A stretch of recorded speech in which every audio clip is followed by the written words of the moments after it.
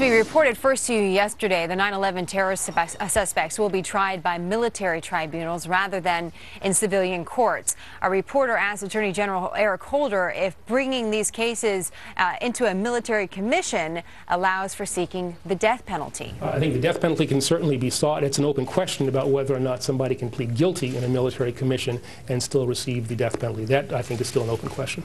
So some open questions. What happens next? Republican Senator Lindsey Graham of South Carolina sits on the Judiciary Committee, and he joins us live now. So, Senator, we're drawing on your experience in the military as well as your political background to talk about this subject. Why is there any debate about the death penalty being sought? Under the Uniform Code of Military Justice, the system we use to try our own troops, you cannot plead guilty in a capital case. You can seek the death penalty as the prosecution, but we don't allow someone to plead guilty. You have to have a trial where a jury finds the person guilty. You don't want someone to come into the court and confess because they may be, just trying to get publicity or they're deranged, so you actually have a trial. The federal system, civilian system, you don't have that requirement. In 2010, we amended the Military Commissions Act to allow a person to plead guilty in a capital case, so you can move forward with a guilty plea. But under either scenario, the death penalty is still available. So when Khalid Sheikh Mohammed, for example, came in to court a couple years ago when they were moving ahead with the military commission and said to the judge, I want to plead guilty because he knew the death penalty was on the table. The judge stopped the case and said, well, I'm not sure you can actually do that and get the death penalty. So that still seems to be an open question according to the Attorney General. How do we get an answer to that open question so we can proceed?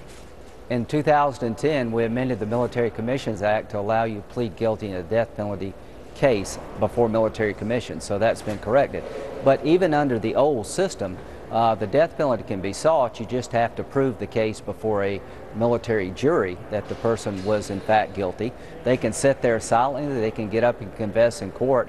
You just require a trial to find a person guilty. But under the system we have today, under the Military Commission Act of 2009 and 10, you have the ability now to plead guilty in a military commission setting to a capital offense, and that's, I predict, what he will do.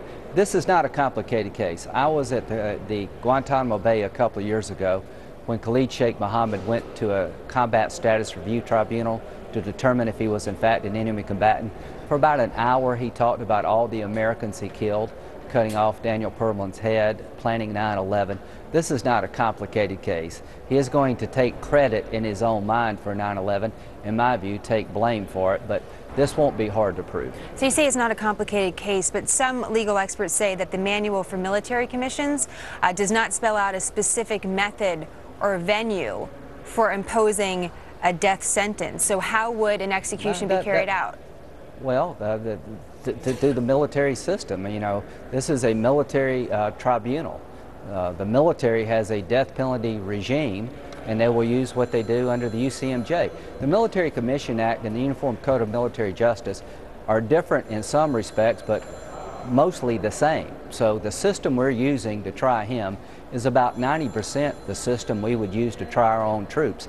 The judges and the jurors and the prosecutors and defense attorneys are the same people that we use in court martials of our own people. So this idea that somehow military commissions are inferior justice, I find incredibly offensive as a military lawyer. Every conviction will be appealed to the civilian system. It will be a transparent trial. He will be presumed innocent until proven guilty, or he chooses to plead guilty. He will have counsel of his own choosing. There will be a military jury to pass judgment. And look at the cases at Guantanamo Bay. They've been very reasoned. Sure, and please, we don't want to put that out there that part of the line of questioning here is to suggest that military tribunals are inferior.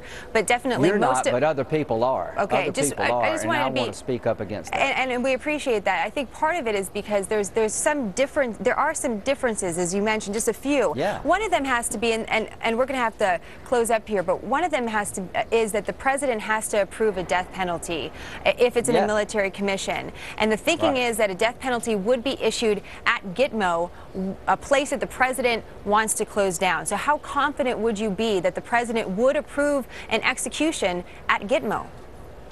I think that there will be a fair trial at Gitmo that the world can watch, but the reason I want a military commission trial is it balances our national security needs against the rights of the accused better than the civilian court. We're at war. He did not rob a liquor store. He attacked our country. He violated the law of war. I am confident that any president would approve a death sentence that was properly rendered in the case involving this individual. Listen to what he said already on the record without being coerced as to what he did. This is not a complicated case. The military setting is the right venue.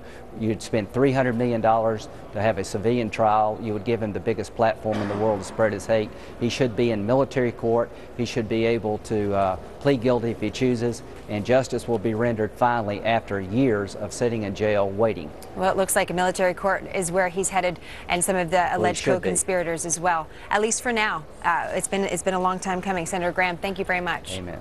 Thank you. There could be some real danger.